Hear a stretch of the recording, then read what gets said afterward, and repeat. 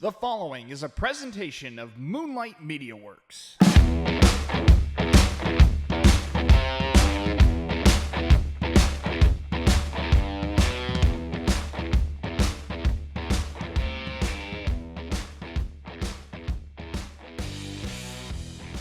The Collins-Janus Show, Post-Olympics 2026 edition. U.S. for the gold in both men's and women's hockey, defeating Canada in both to get it done, to put themselves atop the hockey mountain across the world. Quite an accomplishment. What a moment in time it was, and we're here to reflect on it as well as some of the other topics. We've got some stories from last week's show. We actually taped last week's show while the U.S.-Canada game was going on for the women's side. So we put that in post that they won, adding to the medal count. Obviously, we mentioned the United States finishes second in medal count overall. So, again, a great success for Team USA in both men's and women's hockey. Look, it was a phenomenal series, back and forth. Watching the game-winning goal for the U.S. women's team over Canada, thought, okay, wow, that's amazing. That's incredible. An opportunity to do something we've never seen from Team USA, win in both women's and men's hockey, and to do it against the preeminent hockey country in the world, in Canada. They invented the very sport. But over the last several years, we've seen it in this country, USA hockey, since basically going back as far as some have the indelible image of the 1980 U.S. Olympic hockey team. But, in more recent times, the times that these players that were on these two teams would have been like, the gold medal game against Canada and USA where Crosby wins in 2010. There's a lot of building to this moment. There have been years of, real evolution in U.S. men's and women's hockey. And it's incredible to watch it at all levels now. There's really been a grassroots kind of movement to build to this moment. And ultimately, these two teams that were assembled by Team USA Hockey were incredible. And, dare I say it, I've been trying to quantify it for the last couple days. First of all, an 8 a.m. start time for the men's game is just one of those things. It's like, this is only a handful of things that are getting me up to watch sports that early in the morning, and Team USA Hockey is one of those, because I remember watching at some of those odd times, like I believe the TJ Oshie goal, I could be getting it wrong, was at a weird time of day, and it's like you just stop what you're doing and you figure out a time to watch it, because if you're somebody like me who grew up a hockey fan, honestly, before I even really got into a lot of other sports, I was a hockey fan before I was a football fan. I know that sounds crazy, but growing up in Raleigh, North Carolina, the sports commodities you have in that area, in the triangle, college basketball and the NHL.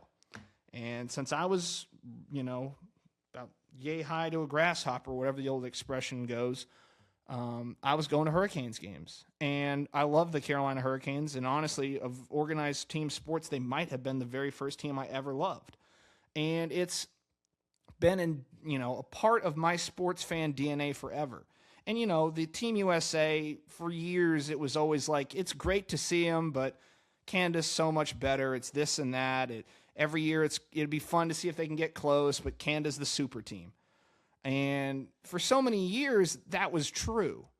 But in the last, handful of years, starting a couple years ago, the U.S. roster, based on talent, and I'm speaking specifically to the disparity between the men's side, because, I'm not as equipped to tell you the disparity levels at the women's level of the game, but to me, it seemed like a more natural progression that they would get there than even the men's team.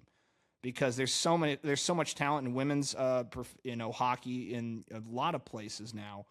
It's not as one-sided as it felt like for so many years with the men's game. The men's game was dominated by Canada forever. I mean, basically since the Russians got knocked out of the box in '80, it's Canada's deal. And even back then, Russia was kicking Canada's ass in those games. They would beat the NHL All-Star teams back in the day. If you go back and look at how dominant that Red Army team was for Russia, it's insane. But basically beyond that, it became an afterthought. It was like, who's going to be, Canada's opponent in the gold medal game? And if you're like me, you wanted the U.S. to get there, but for so many years there was a gap at so many of the key positions. Like in goaltending, it was hard forever. The U.S. would have great goalies like Ryan Miller or Jonathan Quick, but I mean, you had the who's who of the NHL on the Canada team. And once we started seeing the roster that could be assembled over the coming years for the U.S. team, players like Jacob Slavin, the Kachucks, the Hugheses, Austin Matthews, you go down the list. There are so many great players on this squad that had kind of been building for a couple years. And we touched on last week's show. The Four Nations was the real measuring point to how good or how interesting this could be. And obviously not everybody that played in those games played in the Olympic Games and vice versa. But to me, it was the first time I saw real tangible energy to Team USA hockey by this generation of sports fans. Like I told you, the Four Nations games between Canada and the United States, those were the wildest sports bar moments I've ever seen in my life. And I've been to great football games at the sports bars. I've been to great viewing parties for other things. But I have to tell you, nothing comes close to those games between Canada and the United States. It was insane. There was an electricity in the building. And I think a lot more people built off that moment. I think this was a real moment, a turning point in, I think Mike Tirico put it so beautifully. The dreams are etched in moments like this. And for a generation of fans, this is that moment. This is their 1980 Olympic U.S. hockey team. It's not the same. And I know what people are about to say. It's not the same. Those guys were amateur. And yes, they were incredible. And nothing will ever surpass that. It's possibly, not even possibly, it's probably the greatest moment in U.S. sports. I'm not even kidding. It's probably the greatest North American sports story of all time, is that team winning in 1980. Nothing will probably ever top it. That's just a fact. It is what it, and you don't even have to be a hockey fan to acknowledge that. What that team did will never be topped. But what I'm saying is there was a groundswell of energy after something like that. This is that moment if everything builds upon it properly. And unfortunately, because the conversation has been about the post-celebration and the political nature of the president having his conversation with the team and FBI Director Kash Patel being in there celebrating, it completely derailed what I think is a incredible moment for hockey in this nation, because it put, the men's and women's teams in an adversarial light, even though there was nothing to the sort that was true. Both those teams supported each other. I think if you ask them honestly, I don't think any of them took those things too terribly seriously. Now, it is the nature of the media climate we're in to take all the attention and focus it on the president and whatever the conversation goes from there. And I'm not, and if it were started by the women's U.S. hockey team creating that narrative, then I would have no issue with this. But they didn't create the narrative. The narrative came from that conversation with the president after the U.S. team was celebrating. And I'm sorry if this bothers anybody that's listening, but in that moment, talking with the president after you just achieved one of your biggest life goals, I don't expect you to be sitting there thinking of the socio-political, repercussions of anything that's going to happen there. You're talking with the president, which to a lot of people from regardless of generation, myself included, if the president of the United States still contacts you and still interacts with you or wants to interact with you, that's an honor. That goes to any president that's ever existed. You know what? From the youngest age to now, like the idea of being invited to be a part of the most powerful office in the entire world, they want to recognize you for something and recognize you for an accomplishment. That is still, that's still the cream of the crop as far as things that an American citizen can be offered. And, those guys are deeply entranced in this whole wave of euphoria they had from this accomplishment. And they don't deserve to have that focus diverted, and neither do the women. That's the other thing. The women don't deserve to be wrapped up in this story. They're a part of it, and they have nothing to do with that. And to be honest with you, what frustrated me even more than the comment by, the comments narrative that has been pushed by the media and has made everybody talk about it for the last week, is the fact that you're now looking at the women's roster and going, well, how does this make you feel about this and that? When in reality, the whole conversation should be solely focused on the accomplishment. Hey, you guys just achieved this. How do you feel about that? That needs to be the only conversation, because now what you've done is rob them of the moment. You have robbed them of the moment by making this about politics. And I'm not even saying that I'm not going to start playing that game. I'm not going to play the game of whether what he said was right or wrong, because everybody's got an ulterior motive to say one way or the other. I'm not going to do that right here. I have my thoughts about it. I know other people's thoughts about it. I know a lot of people in that room's thoughts about it. And realistically, it's all beside the point. The point is, these two teams won gold. They represented the country in an incredible fashion. I mean, between the conversations that are had now about this to, what a generation of young fans will take away from this, that is the story. And if you're missing that story, I'm sorry. You're doing it wrong. It's as simple as that. And it should be always on the athletes that accomplish this tremendous accomplishment. And again, it got hijacked, and I am appalled that it got hijacked in the way it did. But I'm more appalled by the people pushing the hijacked narrative than I am anything else. Everything else is rather, predictable. I just hate that now we're having to spend weeks talking about the aftermath as opposed to, hey, these two teams just beat the best country in the world at this sport. Maybe we need to have a conversation about how much it matters in this country, because there's still a large subset of people that don't believe in hockey in this country. Well, guess what? You just beat Canada, the inventors of this sport, in both men's and women's. So if your kid picks an interest in hockey, push it. And if the NHL were smart, but they're not, they would capitalize on this to the nth degree. I saw the New Jersey Devils capitalize on this. The Hurricanes have already done some stuff as well on social, pushing this. I think you saw that great display with the Devils and Sabres where Thompson and Hughes came out and celebrated their accomplishment, and Jack Hughes gave that great speech. That's the positive that I want to focus on with this story. That's it. And the same goes for, all the efforts that can be made to push hockey at a junior level and all the other things that can come out of this. That is the whole point of this story. And it's incredible. I mean, I dare say, of my lifetime, the fact that those two teams won is easily the greatest Olympic moment of my life, period. I'll go as far to say that. And it's in the conversation, and it's hard because then you're bringing in your own personal biases as a sports fan into what is the greatest moment. But as far as a national sports moment, I don't know that they're a ton better than, both Team USA's winning in the Olympics in hockey. I don't. I really don't. I've racked my brain. I mean, because, the summer games, there's great individual athletic accomplishments.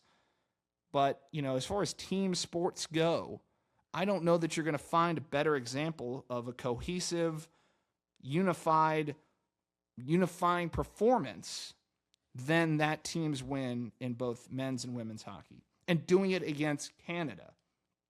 And Canada's reaction to these games, I have to say, has been appalling. The amount of vitriol and frustration and denial in the way that they lost that men's game is just, it's appalling. It's appalling. I mean, the amount of sour grapes by the team that's literally run the gamut of winning gold medals in that sport. Basically, it came down to this. They scored more goals than you. That's how the game's played. If you don't like it, tough. Do better. And there's a lot of players on that Canada team I'm going to be back rooting for. I got Seth Jarvis on my Carolina Hurricanes. I'm going to be rooting for him. I held nothing against the individual players, but some of the attitudes by the fans, and admittedly, some of the top stars on that team is a little appalling. Like Nathan McKinnon, you had a chance to bury an empty netter. You didn't do it. Wide open net. You banked it off the left side of the post. That's on you. I do think we need to calm down on the Connor McDavid narrative. Connor McDavid is the best hockey player in the world.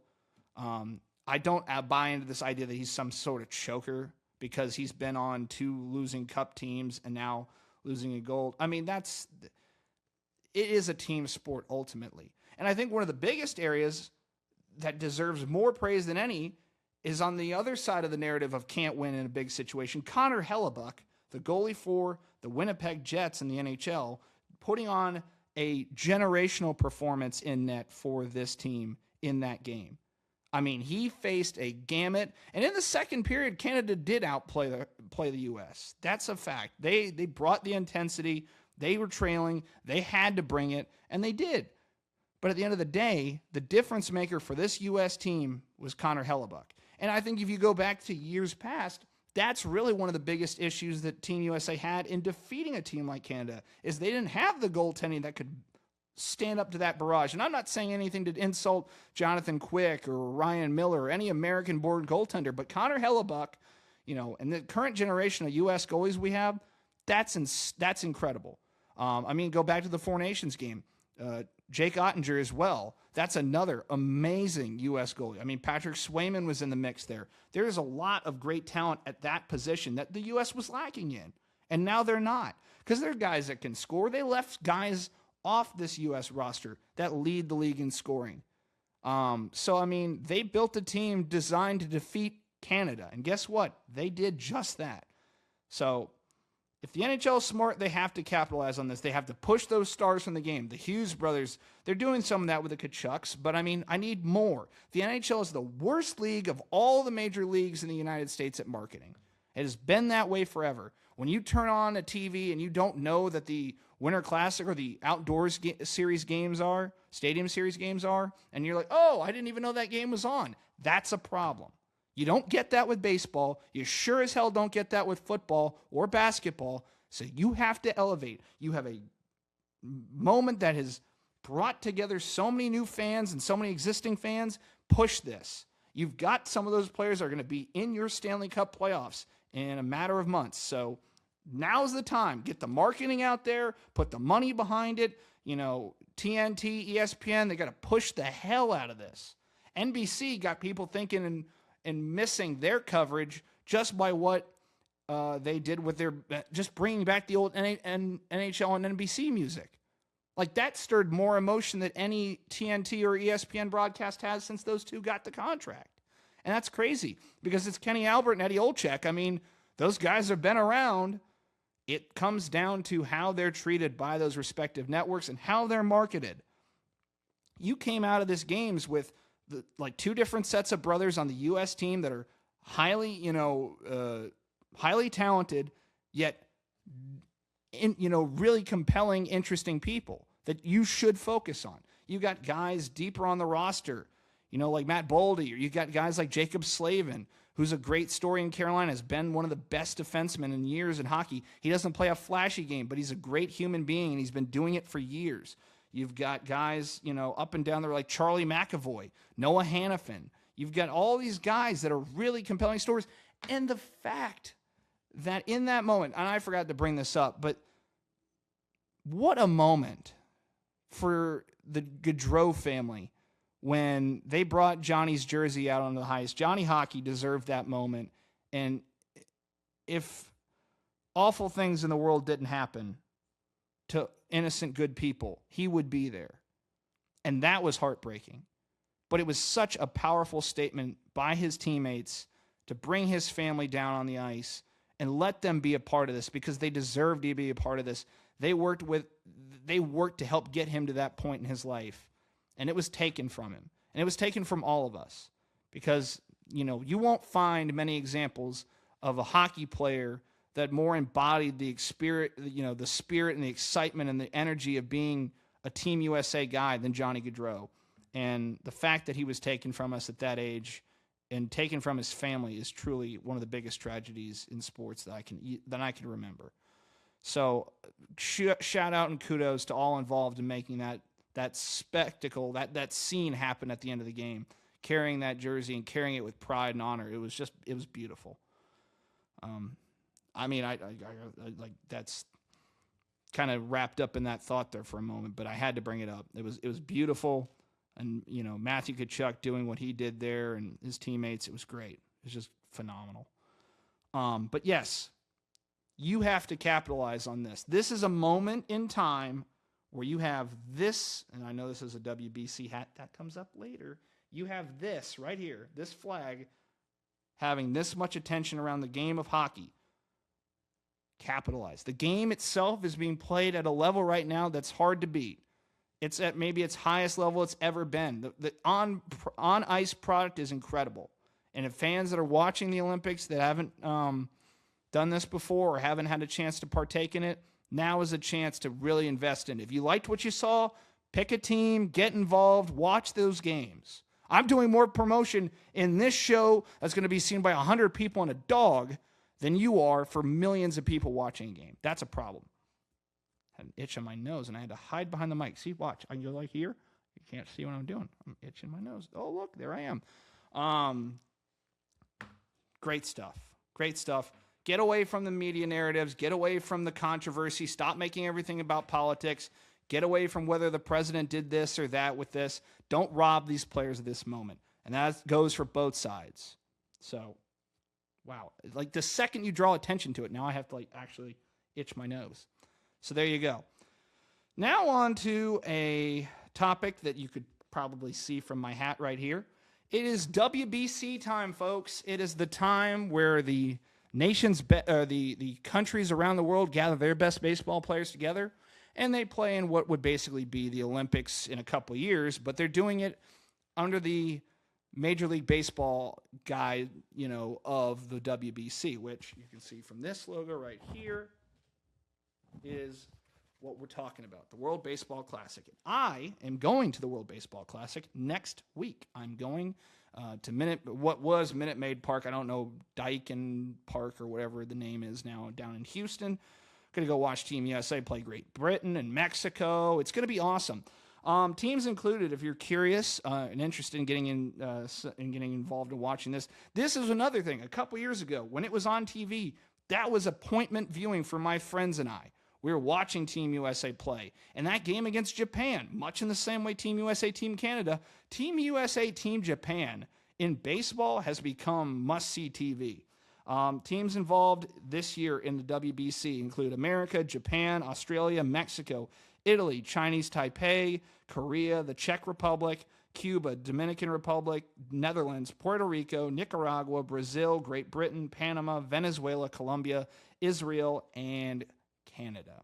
So there's a lot of representation of players across those countries, even ones you don't recognize, because I think at one point Aroldis Chapman was trying to play for Great Britain. If you didn't know, he's not from Great Britain. There's some weird stuff. So if you're interested in learning the rosters, I suggest you Google before the games start, because you're going to see some names that are born here that aren't playing here because there's not enough space on the U.S. roster. Like Nolan Arenado, one of my favorite Team USA players in the last couple teams. He's playing for Puerto Rico because he has parents with Puerto Rican ancestry, and Team USA didn't have a spot for him. So he's going to go play for Puerto Rico. You've got guys that do that sometimes. Again, the major standouts in these games are usually America, Japan. The Dominican Republic always has a phenomenal team. You've got some of those, like Mexico is also a very good team. You've got, Venezuela. You've got the Netherlands has guys that is always confusing. Like you wouldn't think about it with Xander Bogaerts and some of those guys that play on those teams. And it's always a really unique setting. And we just talked about it. It's a great opportunity for people to, associate players with where they're originally from and their home countries and other things. It's great. The action is great. It's so much better than spring training. It's so much better than those nonsensical exhibitions. These guys try when this is on the hat and the jersey. It is what it is. Like you can argue that all you want. It's higher than any All-Star game. It's more important than any All-Star game or any exhibition. When you put on your nation's colors, it means more. So it'll be a lot of fun. Team USA's got a really good roster. Obviously, it'll come. The idea right now is it comes down to America, Japan. Can the United States figure out the Japanese team from the last couple of years with Shohei Ohtani, the best player in the world, playing for Team Japan? I mean, the Team USA roster is pretty stacked as well. You've got Aaron Judge, you've got Paul Skeens, Tarek Skubal. You've got Bobby Witt, Gunnar Henderson, Alex Bregman. The list goes on and on and on. Roman Anthony from my Boston Red Sox is going to be there. It's going to be awesome. He's a late addition for Corbin Carroll, Byron Buxton. I mean, there's so many players that have been a part of the Team USA culture for a while now. A lot of guys that aren't coming back, though. So if you're expecting to see the same roster you saw a couple years ago, don't expect that. Mike Trout could not get insured for this event. You also won't see Mookie Betts. He's expecting a child during the tournament, so he can't play. He was a big part of that team. Trey Turner, guy who was captain USA a couple years ago in that WBC down in Florida with all those home runs and things, he's not on this roster. So there are some sad omissions, but there's some great opportunities to see some other great players that are involved in this. I know Tarek Skubal has already come out and said he's only going to pitch one game, which is disappointing, especially because I think he's going to pitch against Great Britain, which does he really need to pitch against Great Britain? I'm pretty positive one of the other guys can handle that game. But it'll be awesome to see because right now I'm expecting, I think we're going to get to see Skeens and Skubal. And to see Paul Skeens is going to be incredible. Like, obviously, Skubal's basically the best pitcher in the game, but Skeens is right there with him. And Skeens in person is going to be wild to see. And this roster is going to be a lot of fun to see. And if you love baseball like I do, it's near and dear, probably closest to my heart of all sports. I played it like so many other people. I now spend my days watching it and loving it and, talking about the game. And I'll talk about it here. And we're actually not too long from when we get down to closer to the start of the regular season. We're going to break down our season predictions across Major League Baseball. So we'll get all the big predictions in before spring training wraps up. I'll even have a better idea about some of these players after watching them in Houston. But it's going to be fun. Going to be around with thousands of other baseball fans. And, between this and my hope, crossing my fingers, saving some money in the piggy bank, I'm going to try to go to an All-Star game next year when it's at Wrigley. And I'm very excited about the prospect of that. So there's a lot of great feeling right now, considering we're celebrating America's birth, real big birthday this year. We got the gold in hockey and women's and men's play, and now we have the WBC coming up here and a chance for America to kind of enact some revenge from a couple years ago after losing to Japan. So this is going to be a lot of fun, and I'm looking forward to that. On to our big story of the night, though. This is just a personal story, and this is one that I got to experience last week. So for anybody curious, I am a devout Kiss fan. This is my copy of Kiss Destroyer's 45th Anniversary Super Deluxe Edition box set. I'm that big a nerd, yes.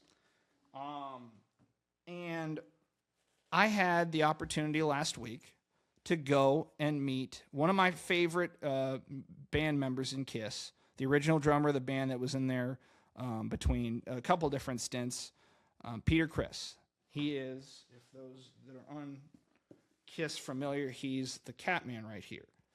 And I dressed up as Peter Criss for Halloween. The first time I ever dressed up as a Kiss member, I did Peter Criss for Halloween. I did Ace Frehley, the spaceman. Another, did I say Christmas? For Halloween, I dressed up as Peter for Halloween. I also dressed up as Ace for Halloween one year. I've been to more Kiss shows than any other band I've ever been a fan of. Kiss is my number one favorite band of all time. It is what it is. I love a lot of music. I love the blues. I love, rock, metal. I love, there's certain rap artists and music, pop music I like as well. I like country. I like a lot of things, but it all comes back to Kiss for me because that was that moment, that galvanizing moment where you go and see that first band that you love and nothing's the same after that. That's Kiss for me. So Peter Criss was coming around to Charlotte Concord area for what they call the Mad Monster Party. And Mad Monster Party, if those are unfamiliar, it's a big horror convention kind of deal. And they do it at, convention centers or hotels. And Peter's come to Charlotte a couple times because we're one of the bigger stops on some of these convention tour situations. And in years past, I just haven't either been around or been in the right position to go and attend one of these in person. And I have to tell you, I had started to wonder if after a couple years he stopped coming. I'm like, well, that might be it. And then last year, Peter Criss put out a brand new album, a solo album. And he hadn't put one out since, I think, 2007, 2008, in that time frame. So it had been almost 20 years since he put out a solo album. And there was talk that he was going to do some promotional events for it. And I saw on his website that Peter Criss was coming to Charlotte in February. And I took off work. I made sure I could go to that night. And when I tell you, folks, this is a story. I'm going to try to tell it as quick as possible. So held at an Embassy Suites in Concord, North Carolina, just down the road from Charlotte Motor Speedway. A track I know very well, a property I know very well. That will come into play later on. So they already email you your tickets. I got the ticket package to get a picture with Peter and go to the signing and get a couple things signed by Peter. And those prices are out there. I don't feel the need to tell you what I did or didn't spend to meet and greet and try to have an interaction with Peter Criss. But they are already sending emails saying, hey, overflow parking is going to be down at Charlotte Motor Speedway's Lot W, which is probably, I don't know, half mile from the hotel itself. So they'll have a shuttle bus picking people up and bringing them. Oh, okay, perfect. So I get down there about 5:40. Made sure I had a Sharpie in case, for God's sakes, they wouldn't have one. But of course they did. I don't know why. I thought it was so stupid. I'm like, oh, I have my own Sharpie. But I went and had to go grab that, make sure the dog was all set up for the night. And I'm like, I'll be back in a couple hours. I told the dog, I'll be back in a couple hours. Thinking nothing of it. Get down to the hotel. They drop us off. I go get my ticket and all my stuff. And I make my way upstairs. So basically the way it works is, think of an Embassy Suites. If you've ever been in one, they're these open air kind of concept with all these floors up to a big ceiling, I guess, roof glass window deal. And it's a very big, open, kind of neat floor plan for a hotel, to be honest with you. But they basically had the rest of the convention center over by itself. And then the one floor of this Embassy Suites, the wraparound stairs with the floor, was a line to see Peter Criss. And I tell you, there were hundreds and hundreds and hundreds of people in this line. I mean, it wrapped around the entire floor of an Embassy Suites, basically. And by the time I got in line, I'm thinking, oh, I'm going to be early. Nope. There were people lined up ready to go before 6. And I didn't get up into it until probably about 6. So quickly, I'm starting to do the math. I go, wait a minute. He's got his picture photo op deal at 7. Ooh, is this going to work? I'm sitting seeing how it goes. It's very slow and methodical. And the way it works is this. The line starts and you work your way around the floor, basically, and then they kind of funnel you into these 2 waiting rooms. So there's one room, and it's like a conference room, basically, with a bunch of chairs you sit in, and they just kind of work the line through, put you in another room. Once you get through that, then you get... They had like masks and hand sanitizer because Peter Criss is 80 years old. That also comes into the story as well. So obviously you don't want to be passing germs, cold and flu season, all that jazz, and all for good reason. Nobody wants to get Peter Criss sick. I certainly didn't. So that's a small price to pay to meet Peter Criss. To make sure you get the Germ-X on and wear a mask, by all means, we're cool. But it takes a long time because those rooms probably only hold like 45 people. Something maybe to that effect. So you're working your way through the line. Then the line stops at 7 because he has to go down to another room where he has a photo op. And they give us a ticket to hold your spot in line. So if you have the photo op, you can get out of line, go down there, come back. Important point to make in all this, I forgot to eat beforehand. I thought, this will be done by like 9 o'clock. I'll eat late. It's okay. Go down to do the photo op. And I tell you, that line moved a bit quicker. They had it set up very well, so everybody kind of just steps up, you get your picture, and you move on. And it was great. And then you can get it, and they'll print it out, and it'll be there same night, so you don't have to wait on it to be emailed to you. It was very efficient in that way. Great job. And it was a cool setting because they put Peter at a drum kit. And now, again, I said, Peter's 80 years old. Obviously, he played on the album, and he did all that. But if you had told me Peter Criss was just going to sit at a desk, I'd be like, yeah, sure. He can do whatever he wants. But they had him at a drum kit, which made for a much cooler photo op. And, it was real quick. You kind of just step up, take the picture, turn back, and go, thank you, Peter, because obviously you never know if you're going to get to talk to him again. Based on that line, I just want to make sure, if nothing else, I said, thank you, appreciate the time. And he was very nice and gave everybody the thank you and nod, and everybody moves along. So we go back to the line. And again, it's now past 8. It's moving past 9. The people in line that worked for Mad Monster Party and for Peter Criss's team that are helping with the signing, they're telling you, look, guys, if you're standing by here, there's no guarantee you're going to get in. We just want y'all to be prepared for that in case, you have to come back tomorrow. We'll honor some of these things and this and that, but there's no guarantee at his age he's going to want to go past, a certain point or even be able to go the whole time. He was supposed to go from 6 to 11, which is, take out an hour for this photo op, give or take, and obviously he has to be able to go eat and go to the bathroom, do everything he has to do. You can't just sit there and do it for hours on end, or at least I didn't think so. We start working our way through, and, a lot of people listening to this story will go, why on God's green earth did you wait this long for this? Because I'm a KISS fan. I'm a KISS Army member. I've been that way forever. There's very few people, and I started to try to do the math, how many people I would wait hours to go see in a line. And, as far as musicians goes, they're a handful. The original members of KISS, Ace is obviously gone, so I can't see him. I would wait for all four of those guys. Paul McCartney, Ringo Starr, those guys, Keith Richards, Eric Clapton. There are a handful of guys that I'll wait, that are like on a pedestal as far as like a Mount Rushmore of musicians. I'll wait for that because I'm such a fan, and the opportunity to meet people before they go is not lost on me. To experience the people that you're a fan of, to interact or try to see them is worth it in that moment. Like, I've seen Paul McCartney in concert. I've seen KISS multiple times. I've seen, The Who. I've seen a lot of acts that hold a high status in the world. And I'll be able to tell my kids that. I'll be able to go, yeah, I saw Paul McCartney. I saw the guy that wrote Yesterday perform live for like 25 songs at 82 years old. To me, that's not lost on me. So fine, so be it. I'll wait in line for that. What was it, one night out of my life that I waste? I don't care. It's not a waste at all to me. And to meet Peter Criss, to me, was not a waste. So I don't care how long it takes. I was just worried about getting in there before 11 because I thought at 11, we're done, we're dusted, we're moving on. And I would get that. I would understand that. That's how these things work.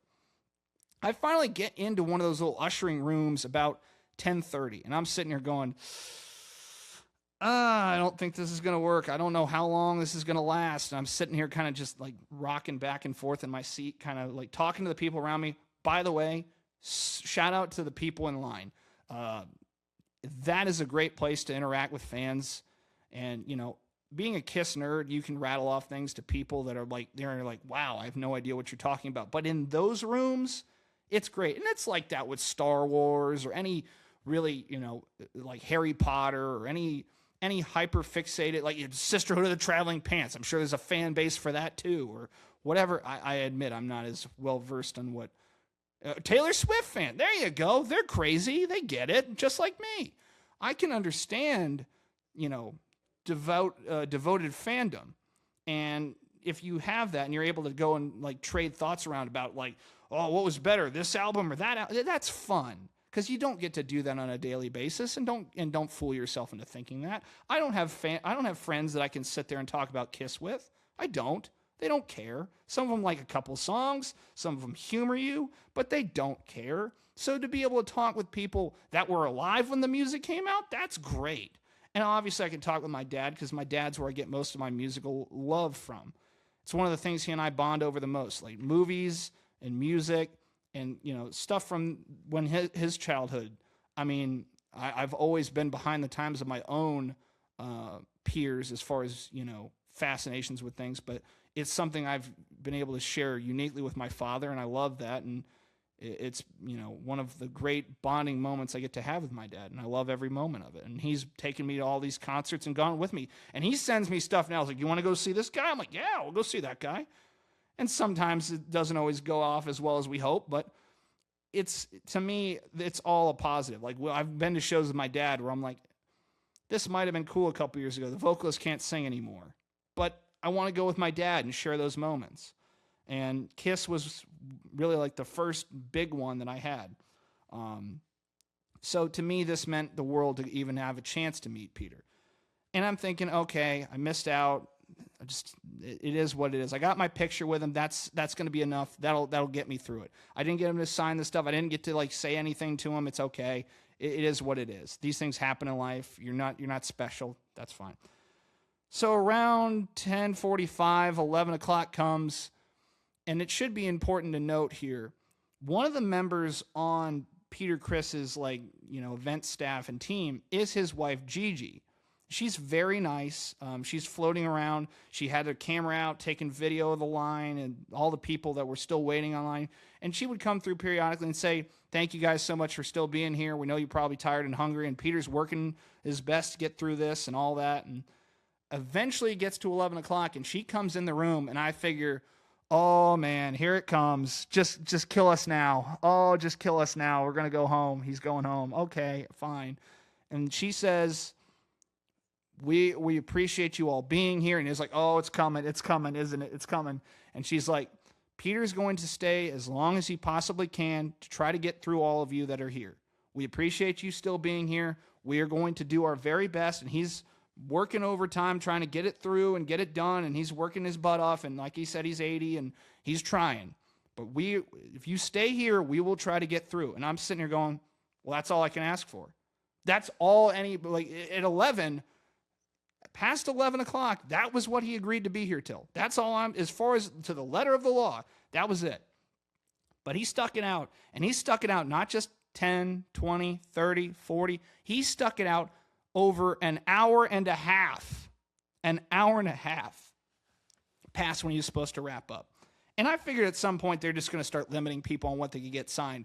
Okay, maybe one item per fan. And some people had big, paintings and mannequins and dolls and album covers and things of that nature. And they had everything. It was amazing if you're a nerd like me to see it all. It was awesome. But around 12:25, I think, around 12:15, 12:25, I finally get in the room, pay the money to get my stuff signed. And I'm thinking, okay, this will be quick. Just put it in front of him, get it signed, say thank you. And I want to make sure that I clarify this. At that point in the night, it is after midnight. Peter Criss is an 80-year-old man who played the drums. His body is, he survived a bout of breast cancer. He's been a huge advocate for breast cancer, male breast cancer awareness. He played a physical instrument all his life. He is in a hotel in North Carolina, a place he's been before, doing a signing event. And I overheard him say in line, this is the most people I can remember coming to a signing event. And now maybe he's just, saying that, and he says that everywhere. But based off the line I saw, it might not be out of the question. But I tempered all my expectations because they always say never meet your heroes. And part of it has kept me away from people that I've wanted to meet just because of that. Because I don't want this. And I've read horror stories of people going to meet artists, actors or musicians that give them no time, don't look at them, don't acknowledge them, just take the money and move on. And now that we're past the time period where this is supposed to happen, I'm sitting here thinking, look, just if he signs it, say thank you, God bless you, thank you for the music, I appreciate it, it's meant so much to me. Say something like that, be nice. If he's not in a good mood, fine, it's okay. He's here. He's been well past when he was supposed to leave. Just temper your expectations and move along. So the people in front of me go, and they were a group of 4, and I'm by myself. I went and got the max amount of things a person could get signed, which was 4, because by that point they're like, everybody's gonna get what if you paid for 4, you're getting 4. I'm like, okay, fine. And I hand my items to the people to hand to Peter, and I stand on the other side. And in that moment, I was just kind of like, holy cow, I'm here. And I said basically what I alluded to. Thank you so much for sticking it out with us. God bless you for being here and still being around and making music. He put out a new album. I was blown away by it. Again, lowering expectations. Wasn't sure what it was going to be like after 20 years. But it exceeded my expectations, that last Peter Criss album. I told him that. I told him thank you for the music. He said, and when I say he couldn't be more appreciative in that moment, I'm dead serious. He had every right to be an asshole in that moment. He could have been like, thank you. Yeah, have a good night. Yeah. But he said, did you really like the album? I was like, yeah, I got it the week it came out. And I was like, well, and Peter Criss, if you've ever read about his life and everything, he's a bit older than the other members of KISS. He had different influences to his music, and some of which a lot of fans didn't get. I'm fortunately a fan that got to see the whole Kiss thing for what it was and experience all the different flavors of it. And I actually love Peter Criss's like solo discography. Not all of it, but his solo album that came out in 78, which is one of the things I got brought to be signed. I love that album. And I love the flavor he brought to Kiss. And that was my goal in talking to him, because I didn't really know what to say. I just wanted to say thank you for the music. And he said, I appreciate that, because that's what it's all about. It's the music. And, you know, he had a conversation with me.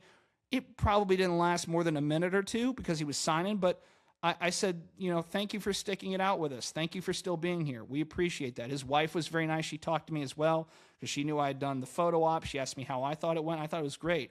And the people in line that were operating the setup and the staff for the team, they couldn't be nicer. They were communicating with us throughout the night about, hey, this is what's happening. They were great. And the people that were like making sure they had autograph people to like dry your autograph so it wouldn't smudge. I'm like, this is top-notch level stuff here. But I was just blown away by Peter Criss's, you know, attitude and positivity and just appreciation in that moment. Because again, he's an 80-year-old man. He could be grumpy. It's okay. If he didn't, you know, if he wanted to go home at 10, he's okay. He was born in 1945. If he said, F this, I'm going home, I'm coming back tomorrow to do the same thing, you can come back tomorrow, I would have been like, I got it, man. Thank you. Still thank you for everything. But he wasn't. And that's why I say to the people that say, never meet your heroes, they must not have been a Peter Criss fan, because, and I told this story to a lot of people in the last week, everything about that night was worth it from that interaction. And that's all you could ever ask for. And even exceeded what you could ask for. Because just, you know, just to meet him, to get a photo with him, to just have that interaction for 2 seconds, it makes everything else from here on out. Like, my memory of Peter Criss now forever is flawless. And it exceeds everything. And the fact that, yes, I wasn't alive when he was putting out this music, but I'm here. I love the music. I still love the music. I'm spending the money and buying the album. And I told him that. And he's like, it's been really great, the response to the album. And I'm like, yeah, Peter, we were really excited for you to do something. We were so glad. It was great. The great lineup.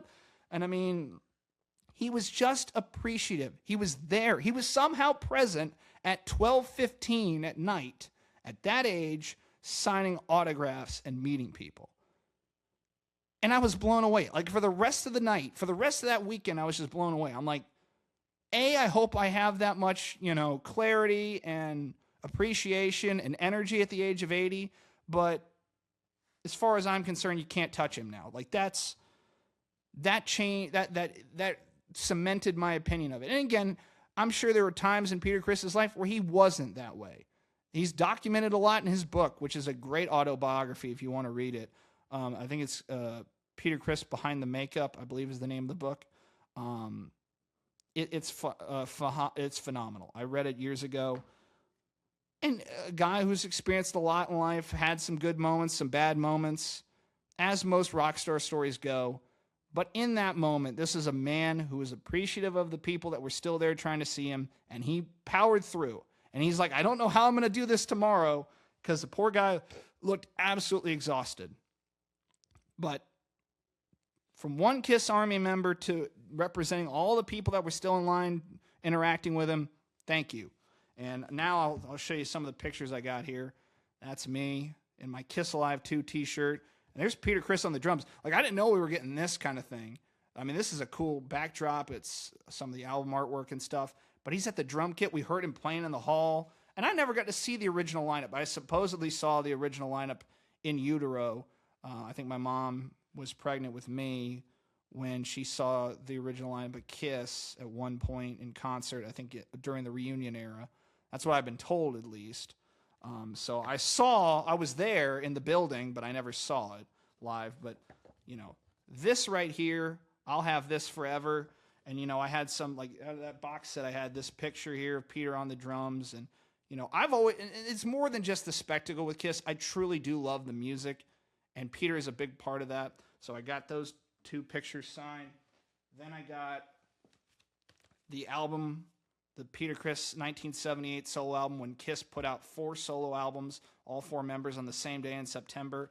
And I got him to sign the picture disc that I found in Charlotte. It's awesome. I saw a lot of these picture discs. I'd always wanted these when I first learned about them, and the fact that I got it and I got him to sign it was awesome. And then I got him to sign my favorite Kiss album, which is right here. It's a little album called Rock and Roll Over, and there he is. He signed his character's image. Well, I mean, look at this album cover. This thing, if you were alive in the 70s and you could get an album, I mean, you get like a Joni Mitchell or, I don't know, a Carpenter's album or some shit like that, and this is on the shelf. I don't know how you don't immediately go pick this up and go, what is this? So, I mean, like I said, had to tell that story. I've told it to a bunch of people in private. Thank you, Peter Criss. Thank you to everybody at Mad Monster Party and Team Peter Criss that were there. Peter's wife, Gigi. Thank you all so much for putting on such a great event. It was awesome to see. It was awesome to be a part of. And it coincided with what was also a celebratory weekend because I got to go celebrate my grandfather's 96th birthday down in Wilmington, North Carolina with all my family down there. That was a ball, getting to, be around my grandfather. And my grandfather, both my grandfathers on my mother and father's side were absolute legends in their own right. From the lives they led and the things they did. One of them, my father's side isn't with us anymore, but, he built submarines. He taught me so much about sports and a lot of other things. And he was my connection to the part of the world that I was born in but didn't grow up in. And when we go to Connecticut, that was always a highlight of hanging out with him and my grandmother, who's now living down here with us.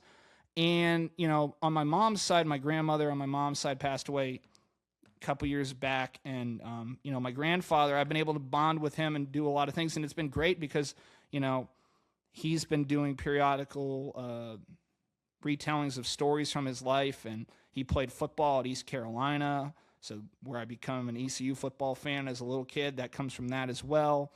And, he's a big, he's a member of a country club down there, a big golf guy. And, we go to celebrate at this course that I've been going to all my life. And the people around there love him. The family, all our family is just in awe of him. And the fact that at 96, he is as sharp and on the ball and, witty and smart and fun to be around at that age is nothing short of incredible. And his sister lived to be 107.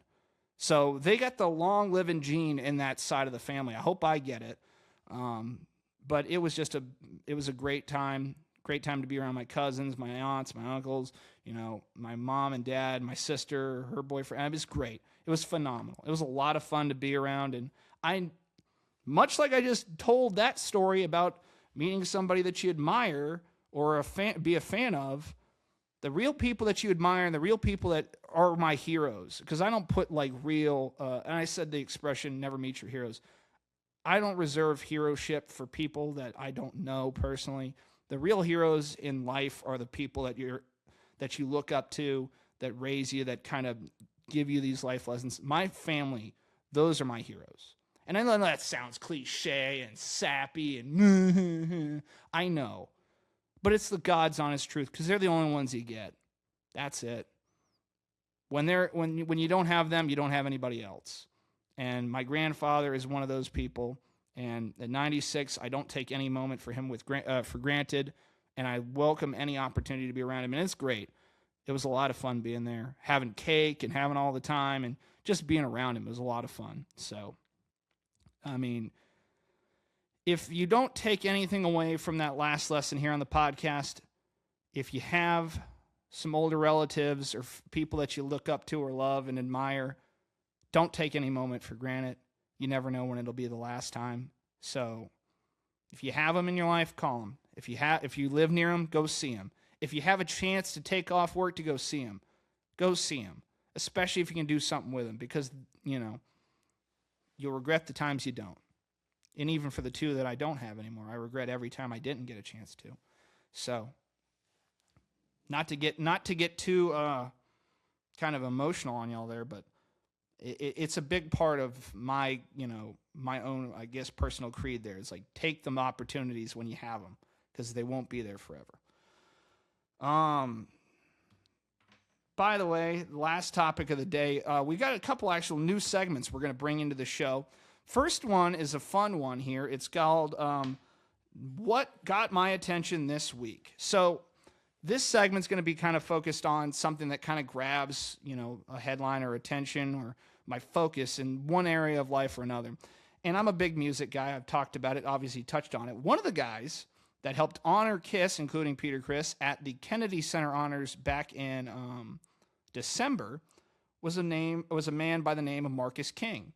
Marcus King is a guitar player, musician, songwriter out of Greenville, South Carolina. And he does a mixture of like blues, country, rock. There's a lot to his musical repertoire. And he put out an album I want to say it was September, probably if nothing else, last fall.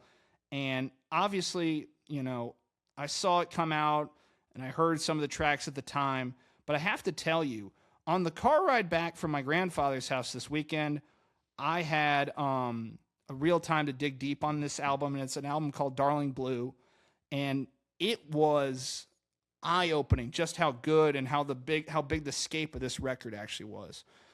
From the songwriting to the instrumentation, the musicianship on it, I mean, it was phenomenal. And it's getting the first ever edition of What's Got My Attention This Week, because driving my mom's car back, she rode with my father. We came down separate because I had to come from work, and my dad drove me on the day I came down, but my mom went down earlier. So I had to drive her car back because she, it's a long drive. And I got to put that on and really lock in and listen to it. And I was listening to all sorts of things. I was listening to Otis Redding. I was going through all sorts of artists at the time. But I've put this one on. And I remember, obviously, it came out, and I've been a fan of some of his bigger songs. But to really dig into an album, there's nothing like that. When you're just undivided attention, ears on, road ahead, that is the best place to listen to music. It really is. And Darling Blue got my first ever edition of What's Got My Attention This Week award, because that was a phenomenal album, and it was an opportunity to just really lock in and listen to it. And if you haven't checked it out, go do it. It's a phenomenal record. I even told my dad, who's not big in the, kind of country-ish tones and whatnot, I'm like, you will appreciate how good this music is and how good this album is. So there you go. We had a lot to cover on this week's episode. We appreciate everybody tuning in each and every week. And we're going to leave you with one other bonus segment. This is going to be another reoccurring segment, kind of brighten your week up. This segment, brought to you by no one, is Charlie's Sound of the Week. This is where we put it in post, where Charlie makes a funny sound and then we all talk about it. So wait for it. Isn't that something? Yes, so that's going to be a reoccurring segment. Charlie, my dog, makes the goofiest noises, and sometimes he's trying to tell me something. The world may never know exactly what Charlie's trying to say, but we're going to bring you some of those more humorous moments as the show goes on here. Just a fun little thing. So there you go. The first installment of Charlie's Sound of the Week, I guess is what we're calling this segment. It's a lot of fun, and she's a hoot. She's not on tonight's episode, but you're going to see that dog plenty on this channel and on Moonlight Media Works in general. So thank you guys so much for tuning in. Remember, you can watch us on YouTube, on Apple, on Spotify. However you get your podcast, you can download us there. Or if you want to go to YouTube, check us out there. We're on Facebook. We're on Instagram. We're on Twitter. Moonlight Media Works is the page you can find all that stuff on. But till next time, guys, thank you so much for tuning in to another edition of the Collins Janus Show right here on the Moonlight Media Works Network. The preceding episode was a production of Moonlight Media Works.